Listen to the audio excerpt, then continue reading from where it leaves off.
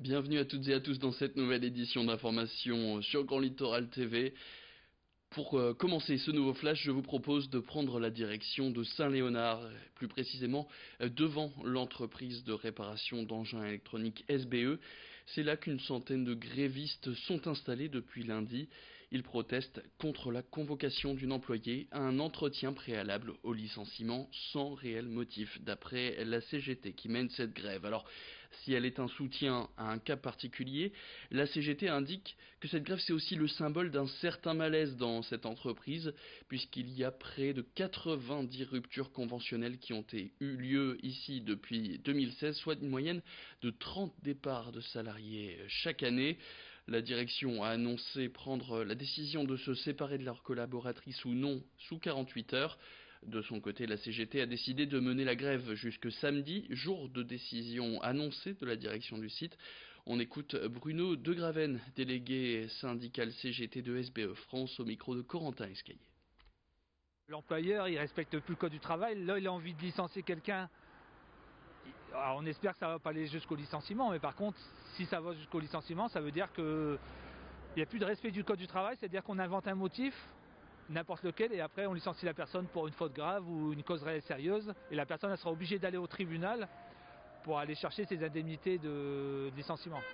On voudrait que l'employeur arrête de faire des conneries, parce que là c'est que des conneries de fait. Moi je suis juge au prud'homme, j'ai jamais vu ça. Au prud'homme on voit des choses, mais là, essayer d'aller jusqu'à un licenciement pour une personne qui a tapé au carreau, il n'y a pas beaucoup de monde qui a vu ça dans son entreprise. Et à noter que ni les dirigeants de cette entreprise ni la salariée concernée par ce possible licenciement n'ont souhaité s'exprimer à notre micro. Ce chiffre maintenant, 9000, c'est le nombre d'intérimaires qu'Amazon va recruter en France pour les fêtes de fin d'année qui approchent et pour le pic d'activité qui est prévu dans le même temps. Et sur son site de Le Wimplanck, dans le Douaisis, ce sont 3000 intérimaires qui sont recherchés. Ils auront pour mission de recevoir les articles, de mettre en place les stocks ou de préparer les commandes. Il n'y a pas de diplôme demandé, mais il faut être motivé sur ce site de Le Wimplanck.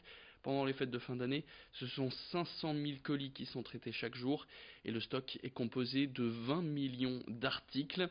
À noter que des formations sont aussi prévues pour les salariés. Amazon a d'ailleurs installé une école sur son site pour former au métier de préparateur de commandes avec un diplôme à la clé après 6 semaines de formation.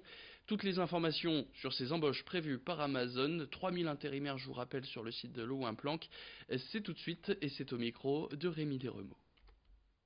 Nous recrutons les personnes qui nous rejoignent sans diplôme prérequis en logistique et nous ne demandons pas d'expérience préalable en logistique. Nous formons et cette école Amazon permet de valoriser à la fois les compétences acquises et l'expérience en logistique mise en œuvre dans l'entreprise.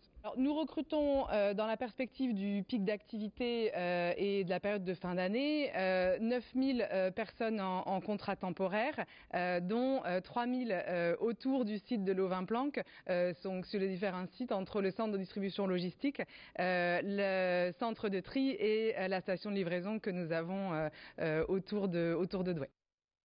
Et cette info pratique maintenant, vous connaissez certainement quelqu'un qui va prendre le train par la gare à Lille-Europe. Eh bien, faites attention, il n'est plus possible de rentrer dans cette gare depuis la place François Mitterrand. Des travaux ont débuté lundi et devraient se terminer mi-décembre.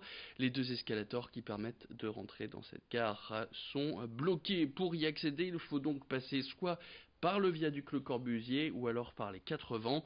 Une situation qui perturbe de nombreux voyageurs. Beaucoup ne sont pas forcément bien informés et ils doivent refaire tout le trajet sur le viaduc et très rapidement pour ne pas rater leur train ou leur correspondance. Alors du côté de la SNCF, on insiste sur le fait que des affichages ont été installés, mais peut-être pas suffisamment bien expliqués, surtout quand on sait que la moitié des usagers de Lille-Europe passent par ces escalators, des usagers surpris de cette modification. C'est Florine Curec qui les a rencontrés juste devant la gare. J'ai découvert que je pouvais pas monter par l'escalator avec ma valise, voilà, et c'est embêtant parce que je vais devoir remonter toute la rue pour reprendre par le pont. J'ai dû faire tout le tour par tout là-bas et monter tout un tas d'escaliers, bref, c'était pas la solution la plus pratique. Au métro Lille-Flandre, c'est toujours bondé, surtout dans les deux lignes c'est toujours bondé. Du coup je voulais venir là, parce que je me suis dit à l'île Europe il y a peut-être un petit peu moins de monde. C'est fermé. Finalement, mauvais plan. Mauvais plan, je vais prendre l'île Flandre et attendre, espérer avoir le métro tout de suite, au lieu d'attendre qu'il y a 2-3 métros qui partent. C'est marqué momentané, donc ça permet de penser qu'il n'y en a pas pour longtemps. Et puis du sport, après une lourde défaite 110-62 du côté d'Orléans, le SSM Le Portel a obligation de se racheter ce vendredi soir devant son public face à Boulazac. Le club de Dordogne est 9e de Jeep Elite quand les Maritimes sont bons derniers. Les nordistes vont devoir retrouver leur état d'esprit qui leur avait permis de s'imposer devant le Valois, le leader du championnat. Alors pour ce match contre Boulazac, le coach Éric Girard va pouvoir compter sur ses deux meneurs de retour de blessure, mais aussi sur un petit nouveau qui vient de rejoindre son effectif, un très gros CV pour le Chaudron. Il s'appelle Joe Alexander et c'est un ancien de NBA, il a joué aux Chicago Bulls ou encore au Beşiktaş. Les Portellois vont donc devoir tout donner ce vendredi soir. Éric Girard et ses hommes en sont bien conscients. Écoutez l'entraîneur de l'ESSM Le Portel, il répondait aux questions de Lolita Perron. On a récupéré nos deux meneurs depuis 15 jours, donc ça c'est important. On vient de récupérer un nouveau joueur qui va se mettre petit à petit dans la philosophie de l'équipe, en espérant qu'il n'ait pas le mal du pays, parce que pour lui arriver de Tel Aviv ou d'Istanbul, qui sont quand même des métropoles énormes, et tomber au Portel, ça fait bizarre, donc à nous de faire en sorte qu'il se sente bien et à lui de faire les efforts nécessaires pour nous aider le plus vite possible. Et puis un autre mot de sport, mais du football. Cette fois, le tirage au sort du 8e tour de la Coupe de France a eu lieu ce mercredi midi. Et on voit les résultats. C'est Dunkerque qui se déplacera du côté de Reims. Le Stade Portellois affrontera Senlis. Grande-Synthe se déplacera du côté de Saint-Quentin.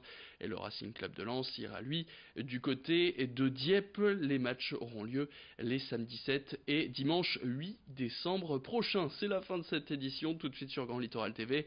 C'est la météo.